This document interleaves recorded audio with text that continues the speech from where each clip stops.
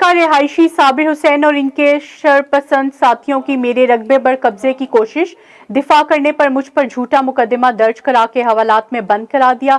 DPO लिया से इंसाफ का मुतालबा। कस्बा गोरमानी के रिहायशी आशिक हुसैन लंगा ने एहतजाज करने हुए कहा कि मेरा चौक आजम में जरी रकबा है। महमूद कोट के रिहायशी साबिर हुसैन ने अपने शरपसंद साथियों के हमरा मेरे रकबे पर कब्जे की कोशिश की। अपना दिफा करते हुए कब्जे की कोशिश नाकाम बना दी। आशिक हुसैन लंगा का ये कहना है कि मेरे साथ साबिर हुसैन का कोई मलकियती रकबा है ना, वो सिर्फ कब्जा करके कब्जा ग्रुप है। साबिर हुसैन कब्जे की नाकामी पर आज खुद अपने ट्रैक्टर के आगे लेटे और खुदकुशी का ड्रामा रचाने के लिए वीडियो बनाकर सोशल मीडिया पर अपलोड कर दी, जिसके नतीजे में साबिर हुसैन ने गुलाम यासीन, अब्दुल रशीद, गुलाम फरीद और हुजूर बख्श पर FIR दर्ज करा के हवालात में बंद करवा दिया। डीपीओ लिया से इंसाफ का मुतालबा।